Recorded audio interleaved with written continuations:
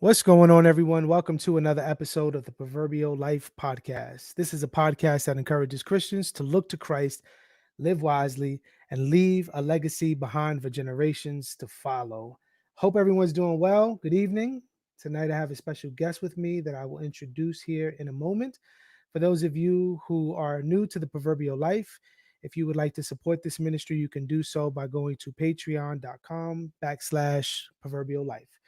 All right, y'all. With no further ado, tonight's topic is one that I am looking forward to. I'm going to be discussing this topic of the woke movement with a good friend of mine.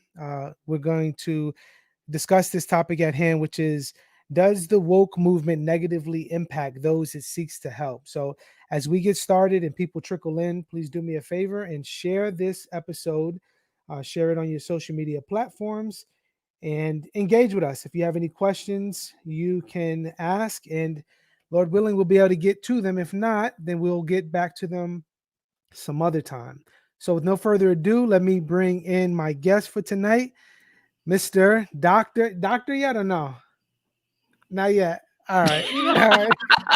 I will. I can guarantee. Well, I don't want to guarantee anything, but I will probably never be a doctor.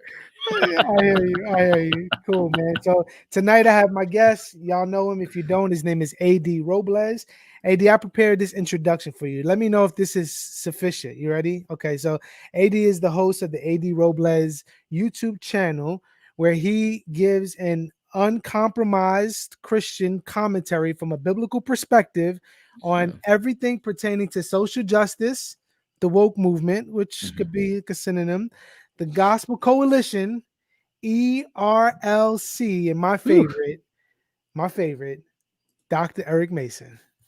That sounds good to me. That's pretty good. That sounds better than anything I've ever come up with. But AD, man, welcome to the Proverbial Life, brother. How you doing? Thank you. I'm doing good. Thank you for inviting me. This is great. Yeah, man. Yeah. So we'll get into this more as the episode goes on, I'm sure. But I do want to say this as we get started.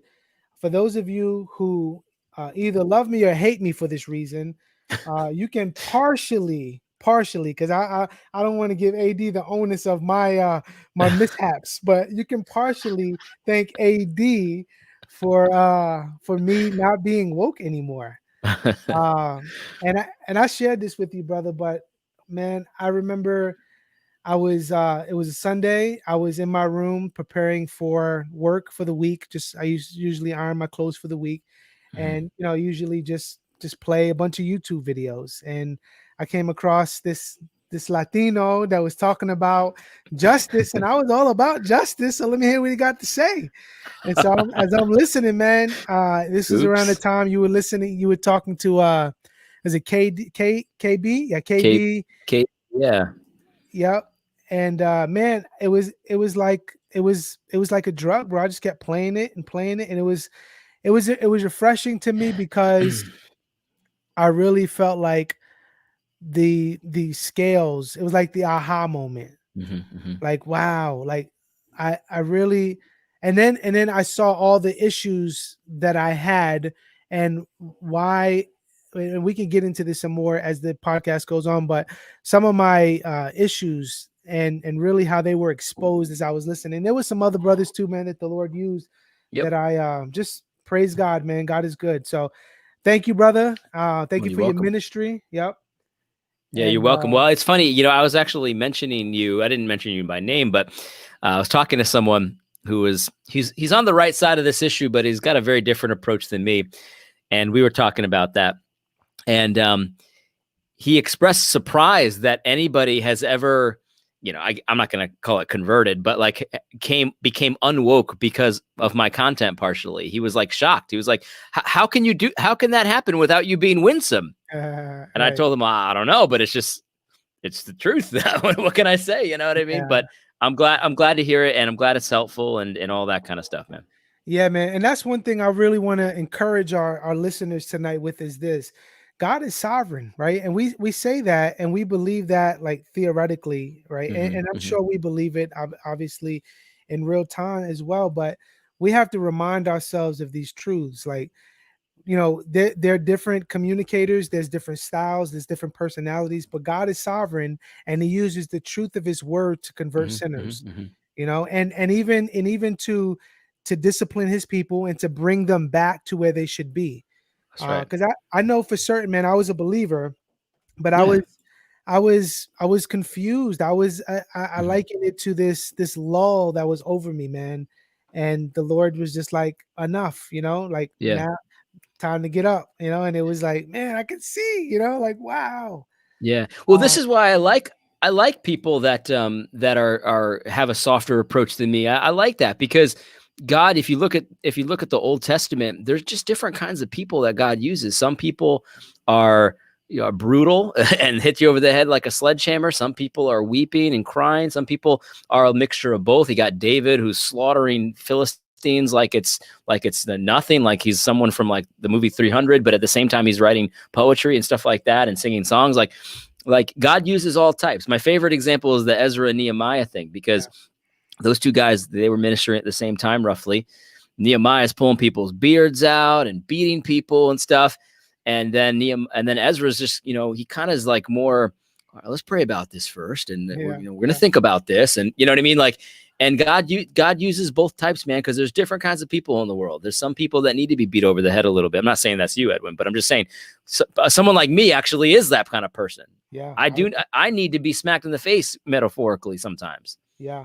And I think too, with that, man, I think there are times when all of us can be either of those individuals. That's true. That's true. At different times. That's true. When there's times, man, when you'll see the most, meek, milded, quiet individual, like in their way, fire up, because that's the scariest type. It is.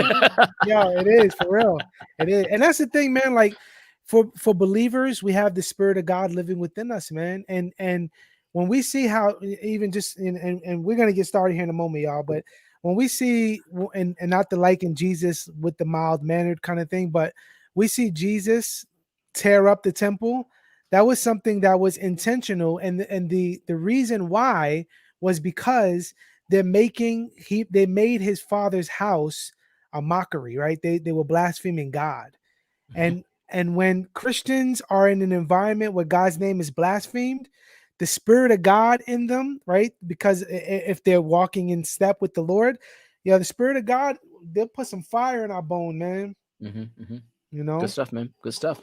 So as we get started, AD, we're going to chop it up, man. We're going to talk about the woke movement. And I sent you this question some time ago, and I was just thinking about it and kind of developed some ideas behind this or around this. And so, as I mentioned earlier, tonight we're going to talk about the woke movement. And the question is, does the woke movement negatively impact those it seeks to help?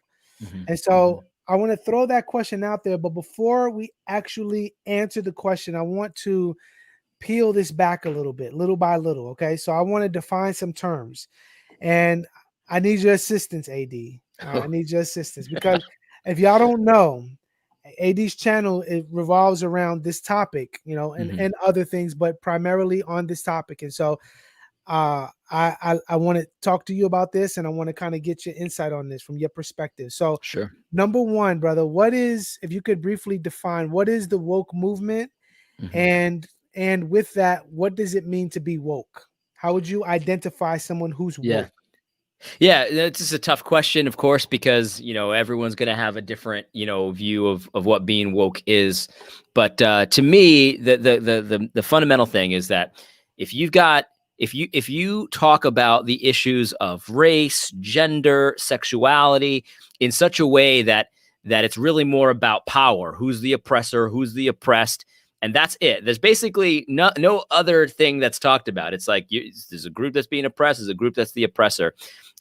If you start to talk in those kinds of terms, that's a woke perspective. That's a social justice perspective. Really, I'm going to get in trouble for saying this, but really it's a Marxist kind of cultural Marxism perspective to reduce everything to these power dynamics. That's really what we're talking about. That's not to say that people aren't oppressed. There are certain people that are oppressed, and there are oppressors. But the big difference is that woke folks tend to group people into these very unusable categories. So it becomes white people are oppressors, black people are oppressed. Right. Men are oppressors, women are oppressed. And that's really not how the world works. It's not, you can't talk in those kind of broad terms typically. It's typically an inaccurate way to go about things. And that's what wokeness is all about. Yeah, and I find it interesting, right, that Calvinists who recognize an individual's a salvation from an individualistic standpoint, right? So Mm-hmm. so we don't believe in like this corporate nebulous group of people, right? Like the Arminian would recognize people as like, well, Christ died for, elect, right? Or not, they wouldn't even use the elect thing. Like Right. we would end it like Christ died for his elect in eternity past, and he actualized that in his death on the cross and redeeming them in real time, right? So there would be this individualistic thing.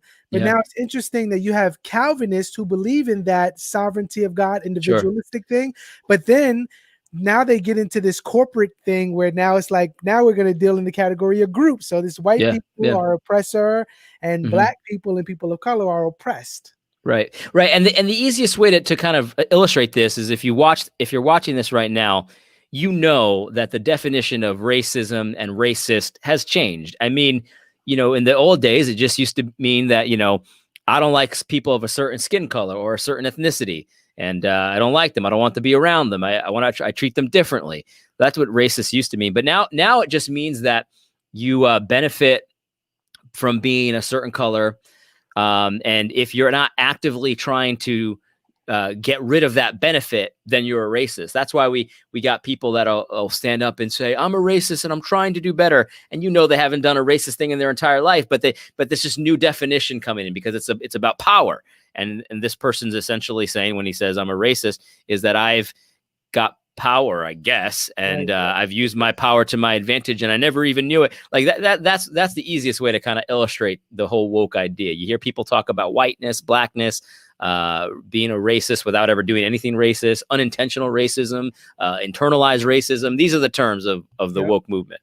Yeah, no, that's great, man. That's really good. I'm racist against myself, apparently, by some of these standards. Yeah. I mean, right? Aren't we all? If you're gonna use those standards, you definitely are. Yeah. Especially, you're not Dominican, are you? No. Okay, we're good then. You know what I'm saying? Like, for real, when you think about it, even in little like subcategories, Puerto Ricans don't like Dominicans. That's right. Nobody likes the Mexicans, and it's like, man, at the end of the day, man. And you and I know this is something we try to communicate is and other brothers as well, is that for the Christian, what makes us one aren't any of those exterior things, right? It's Christ's finished work on our behalf, and him unifying us and bringing us together as one in spite of our differences. And now those differences are actually things that glorify the Lord and showcase his glory. So one of the things too, man, I'm noticing, and I've had for a while, is with the woke movement is, and these woke leaders is, number one, not only do I see a lot of similarities between their like way of argumentation in comparison to liberals, but also that I see them progressively getting worse. Like I see them progressively getting worse in other and more sloppy. Yeah, that's true. And I think, I don't know, what do you think about this? But I think, man, a part of that is in the Lord, if some of these people are the Lord's, right? And just for a season, they are straying away and the Lord's disciplining them. I think, man, the lesson for us is when we veer away from the word of God, even as believers, the Lord in his discipline kind of chastens us even sometimes with these kind of ideas that are like the world's. Yeah, that's true. Well, do you want to get into your whole question, or do you want to further unpack it? Because I think you're kind of going down that road right now. I am, yeah. So let's unpack it. Let me give you real quick Eric Mason. He defines woke this way. Eric Mason says woke, and he says to be woke is to be socially aware of issues that have systematic impact. It has to do with seeing all of the issues and being able to connect the cultural, socioeconomic, philosophical, historical, and ethical dots. That's on page 25 on Woke Church. He also goes on to say that being woke is to be aware, be redemptive, and be active. Be aware is to understand that the issue of justice is not a black issue. So he says it's a kingdom issue. To learn how the history of racism, and it goes back to this, it's not a black issue, but let's go back to racism. How racism in America and in the church has tainted our witness to a watching world, and then to be redemptive. So be aware of this, be redemptive. And that solution to be redemptive is to grieve and lament. Always, when I hear those words, I think of you. You said, "You will not." Right. to grieve and to lament what we have lost, and to regain our prophetic voice, calling the church to remember our gospel imperative to promote justice and mercy. And then lastly, be active. Be active. So he says to move beyond polite, safe conversations about reconciliation, and begin to set things aright for our soon coming King, who will be looking for a woke church. And that's taken from his website. Right. Well, and this is, I forgot about that. I read that book a long time ago. Then I gave it away to somebody. But it's so sneaky because the way he's described that, I'm woke, because that's what I aim to do. I want to do things in such a way that I'm anticipating Christ returning, and I want to have things as ordered in my own life and in the world as I possibly can. I don't want him to have to come to a disaster. If he's going to come to a disaster, he'll put it right. He doesn't need me, but I wouldn't want it to be like that. It's like that old thing we used to believe. You go to like a Bible camp, and it's like, do you want Jesus to come back in the middle of you sinning? And it's like, no, I definitely don't want that. You know what I mean? I definitely don't want that. But if he did, I mean, I'd still be saved, right? You know what I mean? Like, but anyway, but I believe all that stuff. I want to connect these dots. I want to connect ethics to socioeconomic, whatever he said there. I want to do all that stuff, right? I want to know about the history of racism. I want to know if it hurt the church's witness. I want to know if all that stuff. But the thing is, what he left out, though, is that you have to be doing these things and connecting these dots and interpreting this in a very specific way. In a very specific way that, in my opinion, isn't accurate. That's what he left out there. And I know you know this because you've read the book, but the rest of the book, he kind of unpacks some of that. You know what I mean? Right. So you got to be careful. That's one of the reasons why this woke stuff is so effective, because all the words he used there were fine. I could use all those words in one of my videos, right? But he's using words in a way that it's not common. It's not common, because I've done a video where it says, I don't care about racism. I don't think racism's a sin. Now, obviously, I know that partiality according to skin color is a sin. Right. But what I was saying was the way racism's used now is not a sin. That's not something to repent of. You shouldn't repent of your whiteness. That's stupid. And so stuff like that. So like they'll use the same words, and they'll use them to a group, to a audience that's thinking, oh yeah, the old racism, I'm against that too. But that's not what they're saying, though. So it's like they don't use it's very sneaky and very frustrating, because they're using the jacked up definitions of these words, but their audience oftentimes isn't, and it's sneaky in that way. Right. And for me, man, I really do.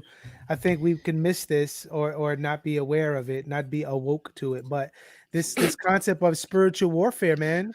Oh yeah. Right? Satan, I was thinking about this the other day, right? So Jesus is in the garden, and he's being tested. The Spirit of God leads him into the wilderness, leads him into the wilderness to be tested, right? And Satan comes and tempts him. And one of the temptations was to commit suicide. Jump off the top of the temple, right?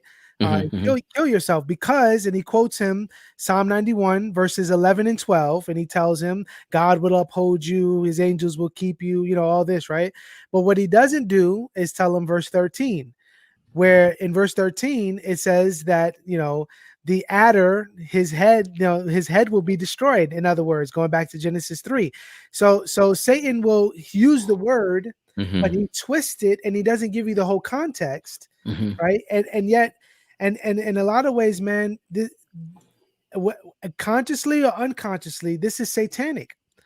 right? Because these words, and you know what these words mean only when you're familiar with the content of their teaching, right? So all right, I could hear a sermon by Eric Mason and him talk about justice, and I'm like, okay, Yeah, I yeah, don't of course. I don't see what's the big deal. Like, why AD and them be bugging? Like, that's Eric Mason, right? But Right.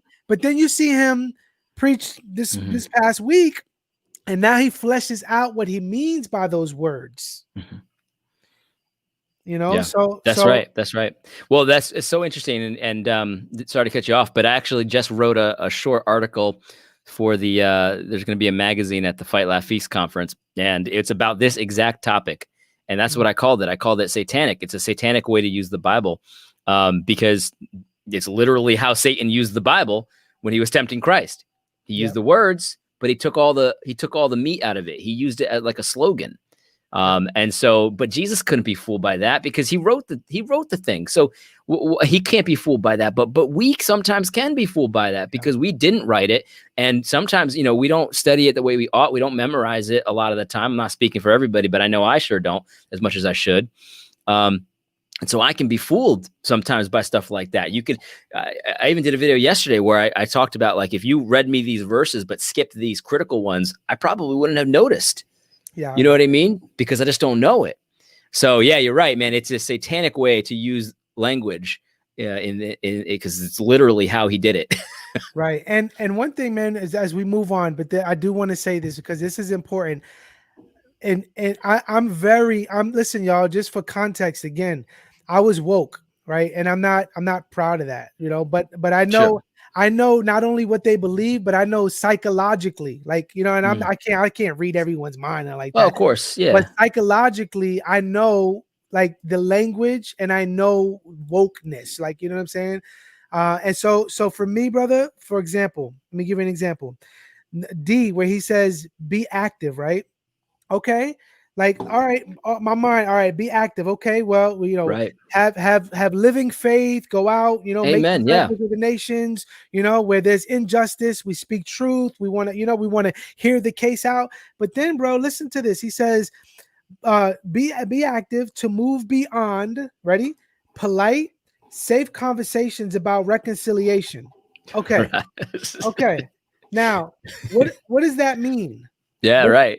What that means, bro, like, let's do some, like, Eric Mason exegesis here. What that means is, and woke exegesis, what it means is, white people shut up and listen.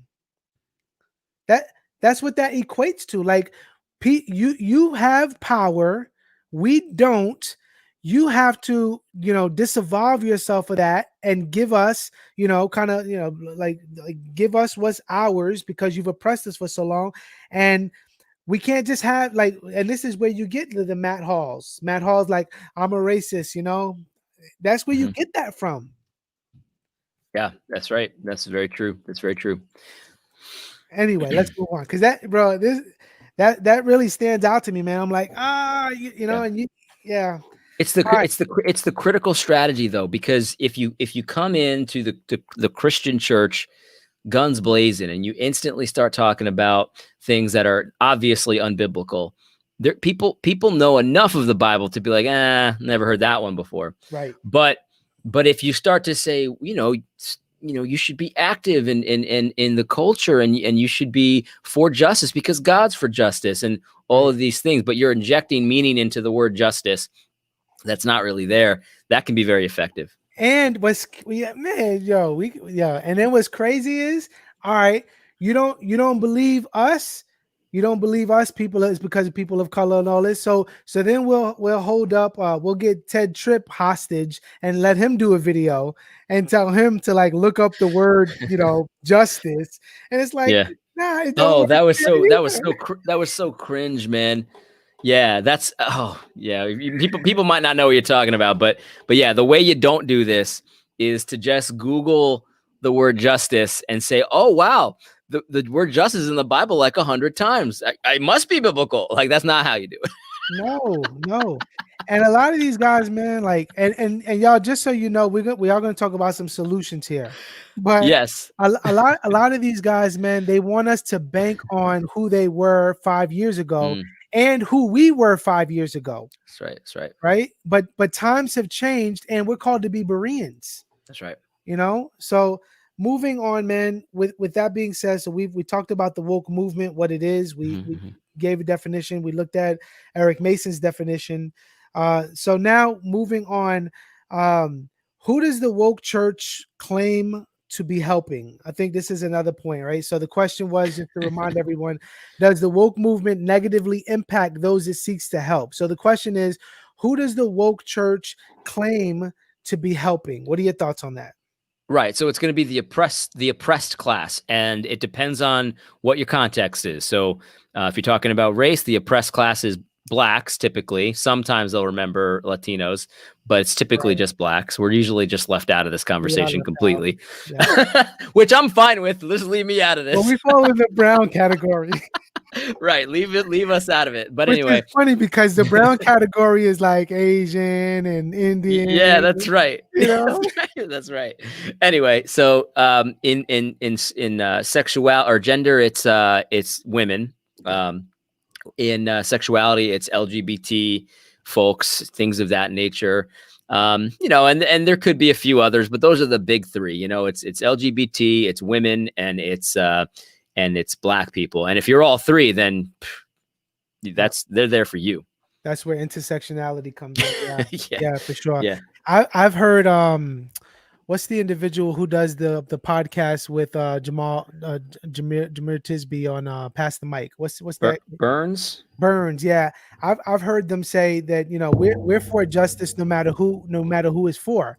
And in connection to even LGBTQ and that movement. So that's the thing, when you veer away from, when you use words that are weighty and you don't define them properly, now you can kind of manipulate them for any category and application. And the thing is, what we just talked about, like, that sounds good still, though, to most Christians. It's like, if someone who's attracted to other guys gets robbed, like, of course he should get his money back. Like, if someone gets beat up and they like other guys, that doesn't mean that we shouldn't, look for the criminal. And it's like, yeah, you're right. Like, that's actually still sounds good. Justice for LGBT, sure. But that's not what they mean, though. It's not. That's not what they mean.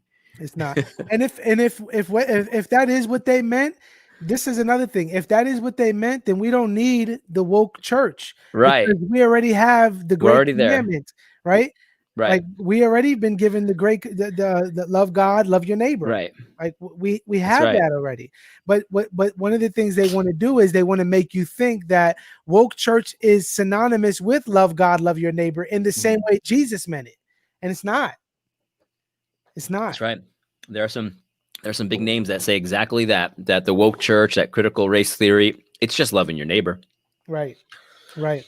So, all right. So we defined what the woke church is. We looked at who it is that they're trying to help, or that they claim to help. In that, where do white people kind of fall on that spectrum of help with the woke church movement? Are they included in that, or is that only black and brown people? Well, I guess if you're gay or if you're a woman, you could be included in that. Yeah. Or or it's just educating them. Yeah, that's right. So okay, that's a good point. That's a good point, Edwin. I may have spoken out of turn. You're right. The woke church does seek to help white people through education. So you're a racist, and a friend would tell you that you're racist and would teach you how to not be racist. So it's a good point that there is something for white people here too. There's lessons, and you'll become a more moral person and all that kind of stuff. That's a very good point. Yep, it's real. Yep. I have a video. Many people have asked me, like, "Yo, did you go back?" Like, and I gotta change it and put like sarcasm on it. But it's called "Educating White People," and I'm using the Uncomfortable Conversations by the guy. Oh my goodness! Oh my word! Yeah. No, but that's true though. They actually, I mean, and Edwin, you know this because we did a video about this. But they have Facebook groups where, if you're white, you can go to them, but you have to abide by certain rules. You have to do homework assignments, all intended to train you to not be racist anymore, if that's possible. And if it's not possible, just at least to do better, at least to be aware of it. That's true. That's a Yeah. big part of this. Yeah. No, for sure. All right, brother. So, all right. So now let's like full orb deal with the question here. We Yeah. kind of broke it down into pieces. So, does the woke movement negatively impact Black and brown people? And if so, in what ways does the woke movement negatively impact Black and brown people? So, does it? And if so, how? Well, my thing is, no, I'm just kidding. I'm just kidding. Yeah, Now, hold man. on. Before you answer, bro, I just want you to know I'm gonna give you the grace and the space. So just don't feel like you gotta have the perfect answer here. Okay. So yeah. So I was talking to someone just the other day. I think it was in my own YouTube comments, and the answer is definitely. It definitely hurts the people, the very people that it claims to help. And there's so many different ways I could show you this, but a very easy way is to just look at your own children if you're a parent, right? If you look at your own children, they kind of come born with this thing that a highfalutin theologian would call a sin nature, but I'm going to call it a victim mindset.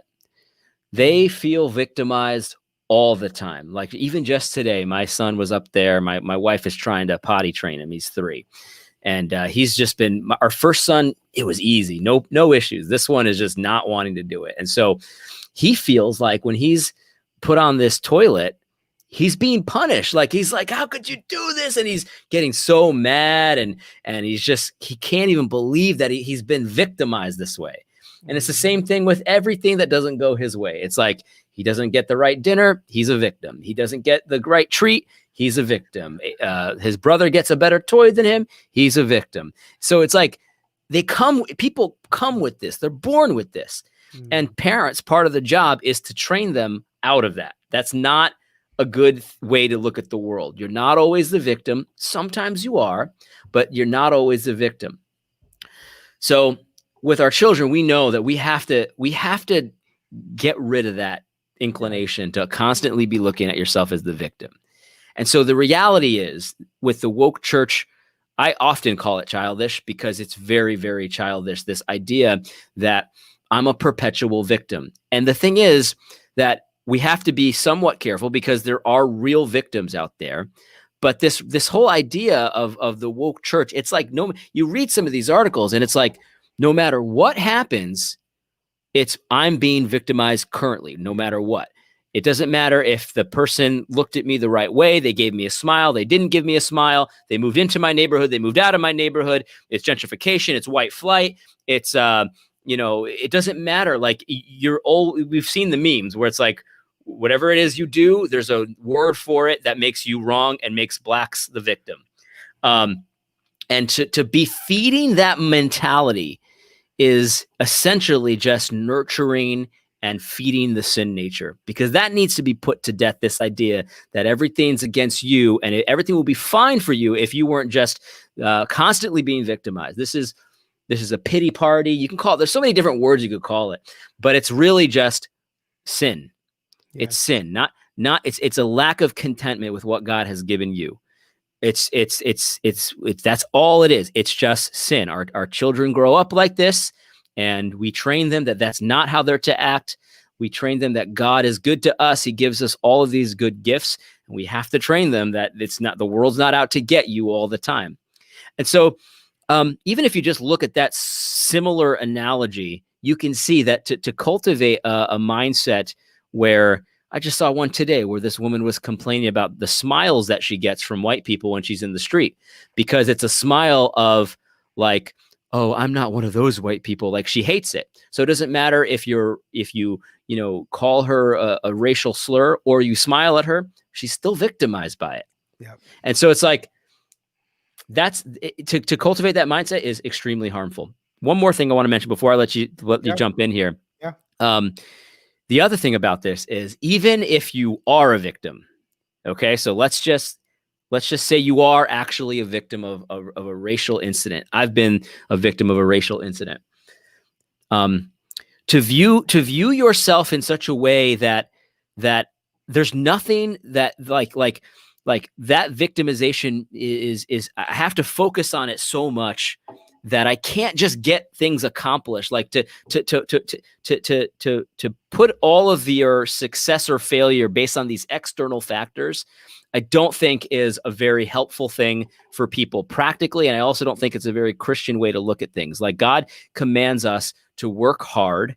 And he's got these proverbs that say that if we have our stuff together, we work hard, we save a little bit, we little by little, we save it, that there'll be a certain result that comes from that. Like, a person who saves little by little will increase it. That's what the Bible says. And so, like, we all have heard the stories of people that went through Jim Crow, that went through slavery, that did this, that they never made more than minimum wage, and they retired a millionaire because what they did was exactly what the Bible said to do. Save it little by little, spend less than what you make, be frugal, give to the Lord, stuff like that. Like just the whole idea of it, just practically, even if you are a victim, it just doesn't help anything to be throwing these pity parties and trying to make people lament with you all day. Instead, what you should be doing is getting your stuff together. No, that's good, man. And I really appreciate that analogy with kids, because I can definitely resonate with having 3 of my own. And sometimes my children are the object of the other siblings' abuse, right? Oh yeah, of course. And so I have to train my children on how to respond when someone violates you, right? That's right. And we have to do that in accordance with God's standard, right? So so my daughter will hit my son, and my son is like, nah, not today, and so he'll retaliate. And so we'll say, this is how you deal with it, right? First, you come tell mommy and poppy.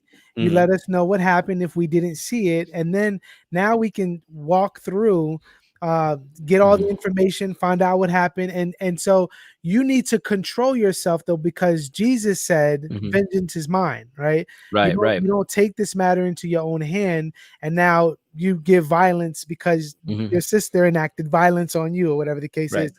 So I think, and I want to talk about this more, because I think in this, man, there's something to this idea of self-government and taking personal responsibility that I think we really need to grow into more as a Christian community. And not all Christians, I mean, all Christians need to grow in this, but there are some in this class of victim mentality that are missing out on this doctrine of self-government that I think really will help us and help them to grow so we're going to get to that here in a moment. Yes.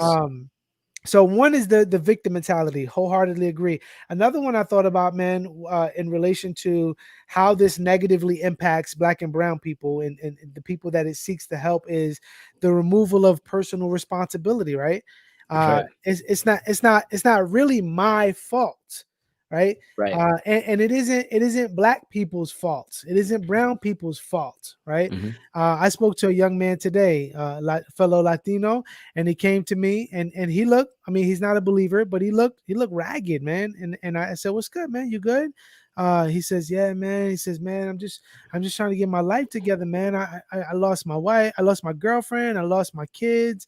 I'm going to move to this state and kind of start from scratch. And it's like, man, bro, like you can't blame that on the white man, Now there are cases where someone has destroyed everything you have, but to blame your lot in life as an individual on an entire group of people who differ from you in melanin is not only victim mentality, but then it's not empowering you to actually do something with yourself. Right. Well, you're diagnosing the problem wrong, and so the solution's not going to be right. Because if you think like so if a doctor tells you have cancer, but you actually don't, you just have a vitamin D deficiency, and he treats it with chemo, that's going to be jacked up. Right. Like you're not going to get healthy, right? So it's the same thing here. Like if you just think it's the white man's problem, and until we solve the white problem, then you're never going to be able to get ahead. You're never actually going to get to doing the actual things that you need to do in order to get things done. Yes. The things you need to do are often very simple. Work, save some, do like try is often really the work that needs to get done. But the thing is, nobody wants to hear that because it doesn't feed that mentality. It doesn't feed that sin nature, because in my sin nature, I want to think that I just deserve everything. Yeah. I just deserve everything. This is why sometimes I'll procrastinate, right? Which is another just excuse for, it's just another word of saying sin sometimes, because I'm supposed to be diligent. I'm not supposed to be wasting time. But the thing is, like, I've got this mentality where it's like, well, I'm just so good that, all the deals should come to me. Like, I don't need to, I could just watch some YouTube videos right now. Why do I need to make phone calls? You know what I mean? Like, that's what you're really saying when you do this kind of stuff. It's almost like you deserve it, but you don't deserve anything. You know what I mean? Like, so if you diagnose this problem wrong, which I think you're right, Edwin, this is a big problem with the woke church. You're diagnosing the problem wrong. And so the solution is going to be all jacked up. Because if you listen to Eric Mason's plan for reparations, for example, yep.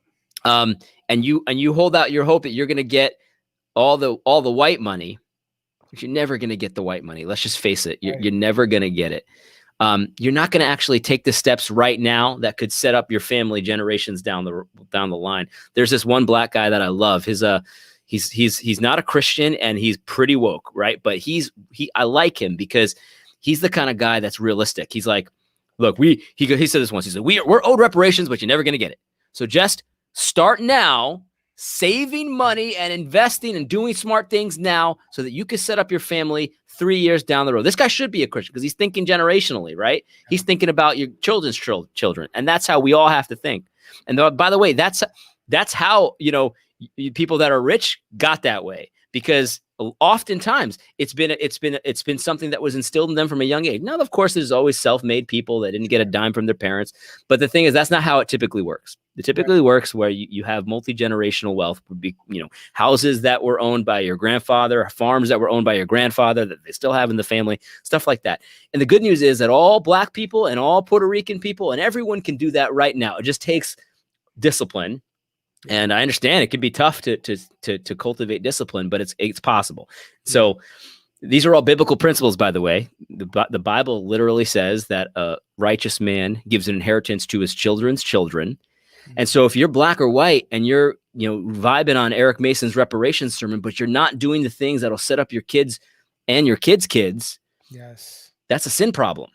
Yeah, man. It's not a white man problem. Oh, that's good, brother. And one thing we teach our children is, don't be covetous on what your friend has, but be thankful for what God has given you.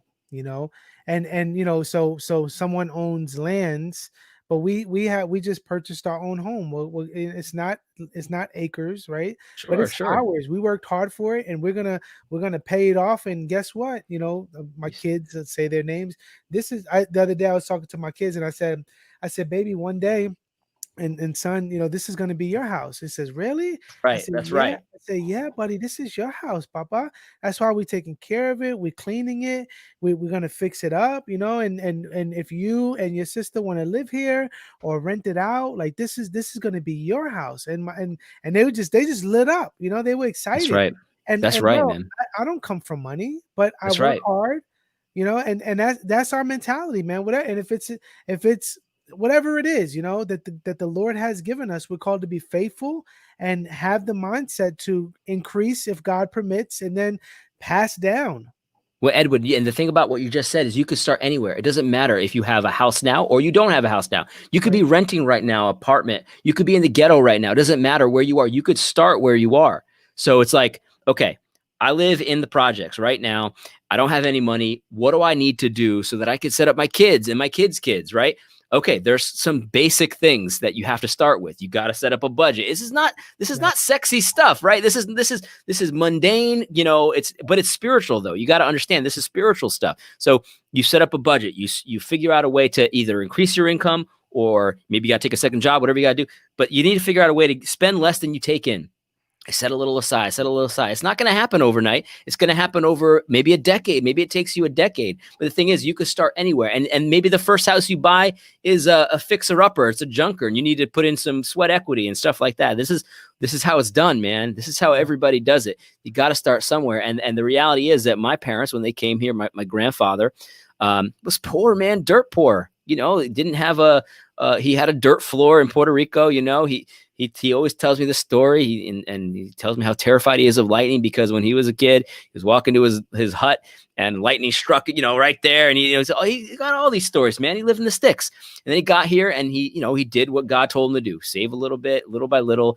He owned a house in the Bronx eventually, and then my dad was set up better than he was, right? Yes. And then I was set up better than my dad was, Amen. and God willing, my kids will be set up better than I was. And so that's the thing. And then this is where the woke church comes in, right? Because they look at these disparities of income and wealth amongst Europeans and blacks and Latinos and stuff like that. And they're like, see, it's an injustice. And there were injustices back then, but you got to remember, though, that they've been doing this process of buying houses and saving and passing it on to their kids for longer than we have. So of course they're going to be ahead. Yeah. They're going to be ahead, but that's okay, because you could start where you are. Because when you think, oh, I should be where they're at, and you start to like bend the rules and twist things in order to get it, like reparations, stuff like that. See, that's when it becomes covetousness. Yes. When you start to think, okay, maybe I could figure out how to get that in a way that's very borderline suspect.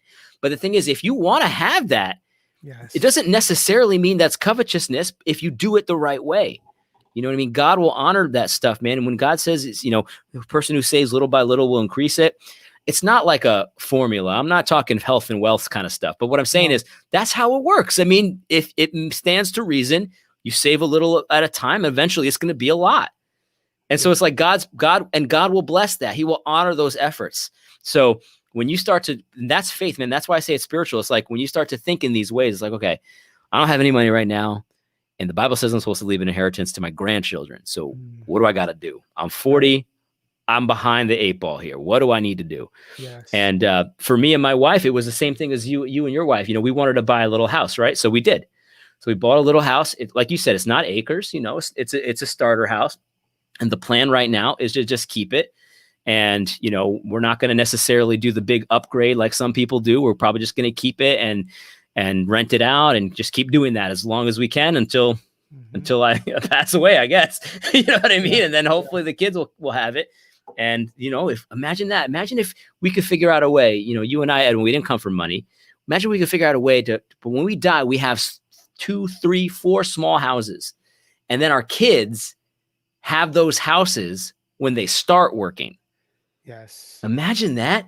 Yeah. Because that's how you set people up, man. Yeah, man. And that's one thing, brother. We talked about this very briefly before we started, but this is where I think the woke thing is a distraction, right? Because it's a distraction. What we really need to be teaching people is how to be a father, how to be a man, Amen. how to be responsible, how to work hard, how to save, how to, you know what I'm saying? Like this. That's right. That's right. Because Jesus said, make disciples of all the nations, teaching them to obey all that I've commanded. Lo, I'm with you always. Right. So right. we are to go and make disciples. We're called to be good stewards with what God has given us. We're called to advance his kingdom and wherever he has us, right? Mm-hmm.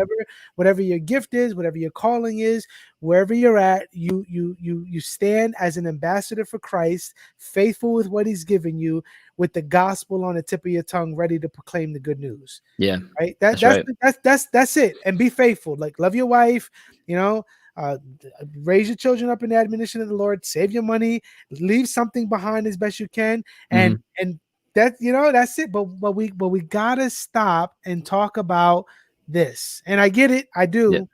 But it's like, man, there's so much that we're missing out on, that we can talk about in these kind of talks and these one-on-ones. But it's like, man, bro, like for me, man, I want to study, and I am, but I want to study, man. I want to be a better steward with what God has given me. Yeah. And it's like, and I'm doing that, and I'm growing in that. But at the same time, it's like, God, like right now in this season, these are the topics you have me thinking through and talking about, because in your sovereignty, this is kind of just what it is, Yeah. But anyway, man, with that, and I'll just say one more thing before we move on to the other one is, I think what the woke movement does also to negatively impact Black and brown people is that it creates a suspicion for our white brothers and sisters. Oh, that's right. It creates this suspicion, right? Yeah. So instead of us appreciating and being, there's this big emphasis, I'm sure you've recognized it, on how beautiful my black skin is, right? And it's Right. like, man, like his skin is beautiful, her skin Yeah. is beautiful. And it's like, well, a lot of these guys, like they're speaking, let me just say this, bro. And I could be wrong, and now he's not here to defend himself, but Martin Luther King Jr., bro, like his dream came true, bro. Yeah. Like what he Yeah. desired actually happened. Right. And so a lot of these guys are Mhm. speaking as if Dr. Martin Luther King Jr., and he was liberal in his theology, so probably would be out there, Right. but my point is that he, in many cases, what these guys are arguing for, and the people that they say is on their side, is like, no, like what you guys are going through isn't like what we went through. That was racism. Right. Y'all just acting like babies. That's right. Right. No, that's true. That's very true. And you're right. If you took Martin Luther King at his word, then you're right. That was accomplished. And, but the thing is, like, let me say this as well. There's other ways that this is very bad for the people it claims to help. Imagine this scenario, because I don't think this is too far-fetched, right? You're laser focused on these issues. You're laser focused on how white people are oppressors, Black people are oppressed. You never actually get around to improving yourself because you're laser focused on these issues. You don't have the spotlight on the right place, right? It's in the wrong place. Okay, so then let's say you get your way, right? Let's say you get your stacks. Let's say you get all the money that you desire, gold, silver, all that stuff. You get it all. You get the housing development projects. What else did he ask for? Counseling. You get it all. The whole kit and caboodle, right?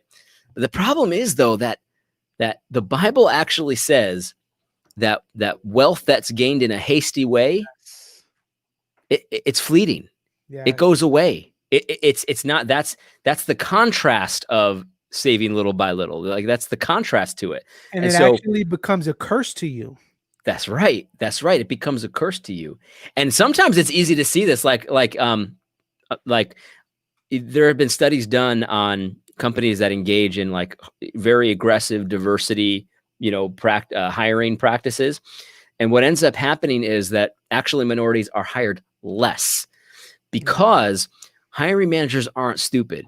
And so they don't want to expose themselves to possible lawsuits, possible all kinds of stuff. So they don't even want to hire someone of the wrong skin color, of the right skin color, because then if they have to fire them, if they're because of incompetence, whatever, they can't do it. They'll be a racist. You know what I mean? Then their job suffers because they're managing this team with underperformers because they were forced to hire underperformers and stuff like that. So managers actually do the opposite of what they're told typically. And so listen, I'm not saying it's right or wrong. I'm just saying, like, this has been studied before. Yeah, and so you get what you want, and then you're like, it goes away. It's actually even worse. It's the same thing with like minimum wage and stuff. It's like you get what you want. The minimum wage is increased, and then you lose your job because they bought a robot that could do your job better. Right. So it's like for cheaper or whatever. It's like it's almost like you get, sometimes the curse is like instant. Yeah. you know what I mean? But then sometimes it's multi-generational. So that, like, the wealth that you get through dishonest means, it goes away. It doesn't last. Right. And those things, man, they don't regenerate the heart, right? So if you give an unregenerated man more stuff, he's like Pharaoh, right? Right. Like he has more power and authority now, and he's only going to enact his depravity in greater ways. And we see this played out, right? We see, with the whole COVID-19 thing, right? The all that's taking place, the mobs and all that. Like, we see the practical outworkings of greed and covetousness, with people running in stores and leaving with straight some J's and jerseys, and and it's like acting like animals. It's a reflection of the heart. So when we say preach the gospel, we're not saying that justice isn't important. We're just saying that the gospel is the only thing that can transform the unregenerate man's heart. And once his heart is changed, now he can obey all that Christ has commanded. Yeah, no, that's amen to that. And so yeah, no, I think I think it's very obvious to see that the social justice stuff actually ends up hurting the very people it claims to help. One other example I use, I'm sorry, this one popped into my mind. There was this one example where we had a pastor talking about a car dealership where the guy who owned it did a study where I guess women and Black women in particular were paying more for their cars because, like you haggle for the price when you go to a car dealership. A lot of people don't like that, but it's true. You're always in a negotiation. And so this guy determined that he didn't think his workers were racist. He just felt like maybe they just weren't negotiating aggressively. You know what I mean? These Black women. And so what he did was he eliminated that. He eliminated haggling altogether. So there was no more negotiation. This was the price, no matter who you were. Okay, so that might seem like a nice solution, right? And this pastor said, the guy was a Christian. So he said this was the only way to be fair, the only way to be just. But the thing is, though, that actually doesn't help those Black women in life. No. So yeah, they get the car cheaper. Great. They get the car slightly cheaper, but they never, ever figured out why they were paying more. And the reason they were paying more is because they didn't have the skill set required to say, I'll just walk out of this dealership right now. You know what I mean? That's how you got to do it. You got to just be willing to walk away from the deal. And, I don't know why that they didn't know that or they weren't able to do that. I'm not saying what it is. I'm just saying that that actually doesn't help them in life to try to bend the rules for them to like try to, it's very paternalistic too. It's like something that your dad would do to make it fair for you. Like it's just I don't know. It just doesn't seem to actually help the situation. Sure. Yeah. It helped the car situation, but they're going to walk away and go to the next negotiation and pay out the nose again. Right. And then it's not really loving your neighbor, right? Because now the next person is going to say, nah, no. Right. And then, and it's like, well, what do you mean? Like all my life I've been getting it this way. What do you mean? No, now you're racist, so yeah, man, we have to be, that's why, in God's law, man, we see that God isn't, showing favoritism. He has a standard. He's going to uphold that standard. It's going to be just, right? It's going to be according to his righteousness. And we are to emulate God as we yield to his word, right? So yeah, absolutely. I don't want to alarm your listeners here, but I'm sitting here recording with you. I'm in New Hampshire. It's a nice night. It's clear, but we got a lot of trees in our yard. So I'm looking, I got a window right in front of me. I don't want to alarm anybody, but I saw a legitimate UFO. I don't know what it was. It was falling from the sky through the trees very slowly.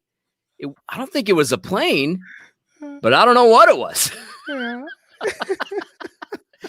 It looked like a shooting star, but it was moving a little too slow to be a shooting star. This is a little weird. I don't want to alarm anybody. If you see anything, just turn your camera around. I will. Because no one's gonna believe you. They think you're crazy. You gotta catch it. By the way, I'm not saying it's an alien. It was just a weird light. Oh man. You can freak people out these days with those what are they called? The drones. You attach a light to a drone, you could probably freak all kinds of people out with that stuff. Oh yeah. Well, then depending on your eschatology, you're certain that this is it. That's right, man. Imagine you get like a fleet of them, like a fleet of drones. You put them out at night in your neighbor's house who's like a dispensationalist, man. That would be mean, man. Yes, it's a wrap. And then just leave a bunch of clothes behind. Oh man. Oh no. Yeah, man. So brother, I know we're almost done here. Thinking about the woke movement, right? What is the woke movement the same as justice, or is it the same as being pro-justice? How would you contrast the two? No, not at all, man. That's what they say, but that's just rhetoric. It's not at all, because justice, in my opinion, the way you should define justice is whatever comports to God's law, like whatever God's law says you should do in whatever situation, that's what justice is in that situation. So we don't get to define what justice is. The Bible tells us what that is. So the woke church stuff can't be justice, because the Bible doesn't talk about these weird power dynamics where there's this oppressor group, this oppressed group, and the oppressor group is guilty of everything, even if you've never done anything, you're guilty of it, and you have to, I don't know, self-flagellate until the oppressed group forgives you and stuff like that. The oppressed group can almost do no wrong, and in fact, the oppressed group, sometimes they don't even have the same set of sins that they're capable of doing. Like, the oppressed group has different rules and stuff like that. And the God doesn't work like that. Right. God is impartial. He doesn't show partiality. And so we shouldn't show partiality. And so we don't treat people differently based on things like that. We don't have one set of rules for women and another set of rules for men. We don't have one set of rules for Black people and another set of rules for white people. That's not how it works in God's law. So that's eliminates the possibility of the woke church being actual justice. Right. No, that's good, man. I appreciate that. That's good. And I think that's definitely worth thinking about more if you find yourself wrestling with the differences between that. So, and definitely check out a lot of the stuff that AD puts out, because you really have touched on just all of this, man, really in great detail throughout the years. So I'll refer people there. Moving on, man. So if the woke movement had their way, okay, and you think about everyone now is woke or is at least very sympathetic toward it, and now they, they're woke now. You're woke, I'm woke, we get it. The aha moment, right? In the following categories, how would they be impacted? All right. So individuals, families, and I'm just going down the list: individuals, families, communities, and our country. What would it look like? And we kind of touched on it, but very, very briefly, what would it look like now that everyone's woke? What would it look like? Man, if everyone was woke, what would society look like? Man, I just, that's hard for me to even think about. But like, I don't know, man. It's just so hard to say, because like the woke doctrine is just so it flies in the face of reality. So it's like hard to see like how people would deal with it. I think most people would just try to ignore it and live their lives as if it wasn't real. Like, because it's very difficult to hold this stuff together. We have like some examples that have come to the forefront lately. It's like, okay, so genders or LGBT people can identify as a different gender, but white people can't identify as Black people, like that Dolezal lady. Like, so like these rules, like we see these rules that don't make any sense. Like, there's no way to hold them together. And it's like, most people just kind of go about their business. You know what I mean? Right. I don't know. I mean, I guess people would probably like what's it called? Censor themselves. They probably use coded language more because they don't want to like say the wrong thing or do the wrong thing. But I think for them, I don't know. It's hard to say. It sounds like a hellhole to me. And it is, man. That's why, and that's the reason why I asked it. It is obviously a hypothetical. It's not the reality. That won't happen because there's a God, and His name is Jesus, and He's Lord, and He has a standard. So I don't think that will obviously ever happen. But I think the reason why I asked it that way, man, was because it really is. I honestly believe if the woke movement and all its arbitrariness, right? It's like squishiness and all its like changing of the rules took place, it would be a destruction of the family. It would be a destruction of the individual. It would be a destruction of the community. It would be complete chaos. You know? Yeah. I mean, think about it this way. Like how could you have a real friendship with people in your neighborhood of different ethnicities if there's this thing between you that there's no way to reconcile it? You're oppressor, I'm oppressed. You're a woman, I'm a man. Like that, we can't, like, we don't have the same rule set. We don't have the same, like, how could that ever happen? And furthermore, how could, like you said, with the family, right? Like, there's a power dynamic in the family too. So I guess are kids oppressed by us? I don't know. I mean, I guess you'd have to say so. So like all the, like the thing that holds us together is that we're all made in the image of God, right? So we all kind of have this, we have this touch point with every person. We're all made in the image of God, and when we can kind of communicate, and because of that fact that we all have that in common. But and that's why we know that this stuff is crazy. Like, to treat people with partiality is wrong. But you have to just constantly be living a life of treating people with partiality if everyone got woke. You just have to do it. And it would never make any sense. It sounds horrible to me, but I don't know, man. Hopefully never get to that point. No, yeah, I know. All right, brother, as we prepare to close, let's talk about the most important thing. And then I think, again, this is something that you talk about, and you have expressed that this is something you want to talk more about on your channel, and the same for me. I know that other brothers have expressed the same sentiment, but let's talk about these solutions, man. What are some solutions to countering the problems we see in and outside of the church with respect to the woke movement? So some solutions. So for example, in the area of self-government, what are, and you actually touched on this earlier, but if you can just kind of kind of put a little bow on it, as far as self-government, what are some solutions that an individual can actually practice that would counter the woke movement, that would be moving the needle forward? Yeah. Well, I mean, it all starts with the Bible, right? So you should be organizing your life, your family, and as an individual, the things that you do, the things that you don't do, according to God's law, right? And so, no matter what, if your boss at work tells you to treat someone with partiality, if your pastor tells you to treat someone with partiality, God forbid, but this does happen. I mean, I'm not joking. I know of instances like this. You just refuse to do it. Yep. You just refuse consent. The Bible tells us how to beat the devil, and all you have to do is resist. So you just have to not go along with it. And this will make your life more difficult, probably. You might get fired sometimes. You might get kicked out of your church sometimes. It's not easy, but it's simple. It's simple to understand. It's simple to do. Just don't consent to it. Don't go along with it. In fact, you're wearing the No Despair t-shirt right now, Edwin, and that's what that's all about. It's just about God's rules, and he says it in the word. He says, my yoke is light. It's easy. It can be hard sometimes to do it, but it's easy to understand. Just don't consent to it. If somebody tells you, look at that amazing emperor, he's got an amazing set of clothes on, look how awesome they are, and you see that he is naked, don't go along with him. Just say, nope, that guy's naked. He doesn't have any clothes on. You know what I mean? Like, just be that kid who's willing to just say no. That's to me, that's the simplest thing.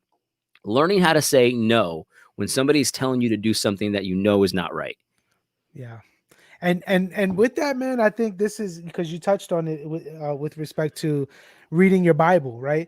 Read your Bible and believe what God said, because this is something that we talk about a lot in our house is, the importance of believing what God said. That's the foundation of our life as Christians, because we're called to live by faith, right? So we read, Lord, help, I believe, help my unbelief. We read what God says. He will keep his people. The righteous will never be forsaken, right? The Lord will uphold his, he goes before us, all these things. So that's what we stand on, right?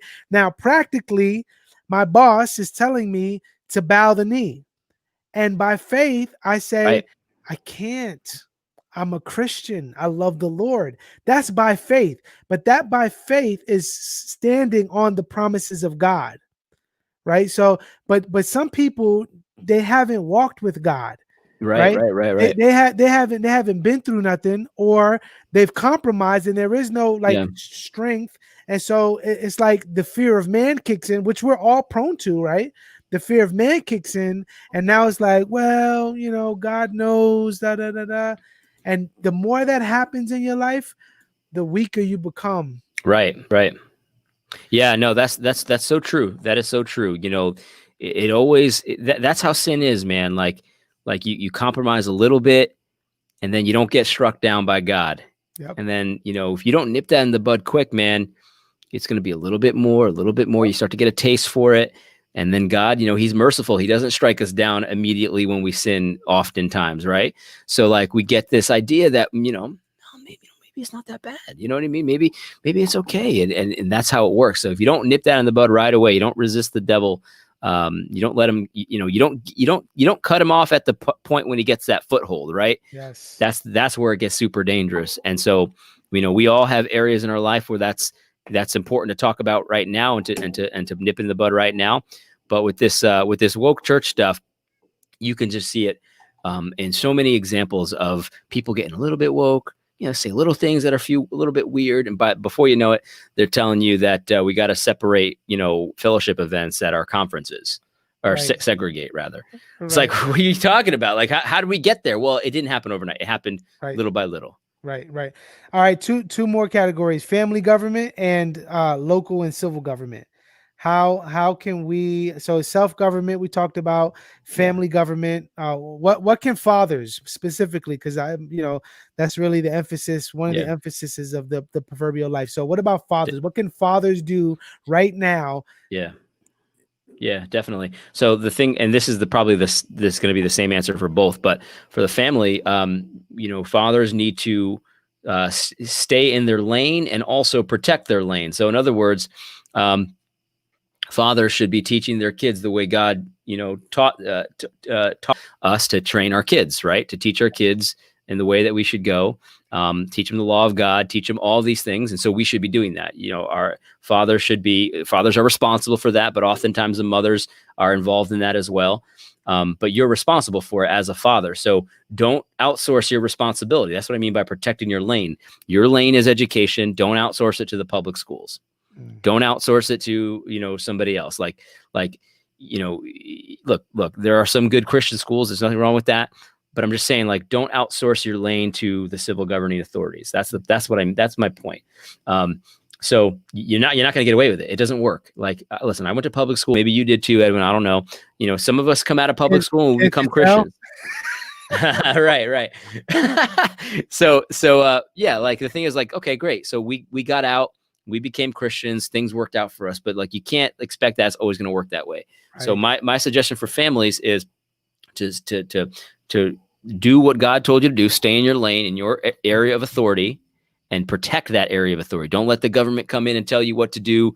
Like, we don't let the government come in to do and teach us how to discipline our kids. So why would we let them teach our kids? It's the same thing, discipline. So I don't know. That's my thing for families. Stay in your lane, but also protect your lane. Don't let the government encroach on that. That's another thing. Like with fathers that don't provide for their kids, and their kids end up on welfare and stuff like that. That father is letting the government encroach on their lane. Yeah. And so those kids start to learn. Well, my providers is the government, and what a surprise when they grow up thinking that. Right. No, that's good, man. Yeah. Taking personal responsibility as a father for your own soul, and then also recognizing that you've been stewarded to take care of the people, the little arrows, right, that God has given you, to train them, to prepare them in the home and one thing, man, that we do, and sorry, I just need to say this. I think one thing as fathers we need to do as well in family government is we need to, and for lack of a better phrase, we need to speak into our children. I don't really like that phrase, but what I mean by that is, like like one of the things I tell my daughters, right? My oldest, she's turning 8 now, and I tell her, I said, baby, Lord willing, one day you're going to be married one day, and you're going to have children, and you're going to be a great mother, and the family worship that we have, one day your husband who loves the Lord is going to be doing the same thing, because she has seen this modeled in myself and in mom. So it's teaching her to think in these ways like it's normal. And this isn't, and AD, this isn't, we're not going to go there, but this whole mindset, this for real, this is important, bro. We're not going to go there though. But this whole thing of children being in the covenant, right? Like training them as covenant members and really being intentional, lack of a better word, right? Intentional about making disciples in our home. That's right. That's huge, bro. I'm glad to hear this, Edwin. I'm glad to hear it. But we're not gonna go there. We're not gonna go there, but I'm glad to hear it. You should know this. Lastly, man, local government, and then answer this, brother, local government, and then in closing, I want you to just share some encouragement, encouragement for the battle, inspiration, for not to lose heart. Share those. well, the local government needs to stay in its lane too. You know what I mean? And again, part of the responsibility on that falls on us telling the government to stay in their lane, because government, that's just the way it is. They tend to take more power. They tend to overstep their bounds. That's what they do. So we have to have the responsibility in ourselves to say, no, you can't have that. That's not yours. So this government should be about two things. Should be about promoting what's good and punishing evildoers. Yes. That's basically it. Everything else, they should be getting out of the way, letting us take care of it. So that's the basic plan for them. And like I said, that a lot of that responsibility falls on us too, because, we need to have a little bit of backbone sometimes. Yeah. You know what I mean? Yeah. All right. So words of encouragement. Yeah, man. So like I said, you're wearing the No Despair t-shirt, and we talked about individual responsibility and stuff like that. And the encouragement is that God is with us, and life isn't easy. Nobody's saying it's easy, but when you're one of God's, it's always good. There's always something for you to do. There's always something that you can work on today to build that kingdom with God. God blesses that kind of work. There's no question about it. Like you said, even with just your kids, man. And I say just your kids. I don't even know why I said that. That's the primary thing, man. Right. That's the primary way. We have our kids, and we're discipling them. We're teaching them how to obey everything Christ said. Like, that's the primary work of the kingdom, man. Yes, and then it's just you and your wife, and then you've got a few kids. You throw a few more down the line. Who knows? And then that they start to multiply, and eventually it's like the sands on the seashore. So this is the plan, man, and that should be encouraging to you, to know that God will bless you and your generations. Because he's promised to do that. He's promised to do that. He keeps covenant with generations of those who love him. So that should be encouraging enough for any person to listen. This is what I've been saying this for the last year or so. I don't remember even where I heard this, but all this kind of stuff that we're talking about, thinking generationally, thinking about solutions, thinking down the line, the best time to start that work was 10 years ago. You know what I mean? That was the best time. But the second best time is today. Right. So you should start today. It doesn't matter where you're at. You have no money, some money, you have a wife, you don't have a wife, you have kids, you don't have kids. Wherever you're at, you could start that work today. Yeah, no, that's good, man. And start off, and the first thing to do to start off is to repent. Oh, yeah, man. Right? I'm talking as if you're already Christians, but of course. Right. Absolutely. What I mean, even as a Christian, right? Even as a Christian, like, Lord, in my own sin and flesh, or whatever the case is, I've missed this, right? And Lord, help me. So, man, that's good, brother. So much more to say there. We could probably have an entire conversation about infant baptism, covenant children, and postmillennialism, but we won't. That's right. Well, I appreciate that. What I'm going to do now, when I hang up with you, is I'm going to go online and see if anyone reported a meteor around these parts, to see if maybe a meteor fell from the sky. All right. Or somebody from the woke movement is spying on you. Somebody suggested that on Twitter just now. Anyway, man, thanks for having me on, dude. Hey, yo, thank you, brother. Everyone, thank you for watching. Sorry I didn't get to your comments or questions. Hope to get back to you. So this is the Proverbial Life podcast that encourages Christians to look to Christ, live wisely, and leave a legacy behind for generations.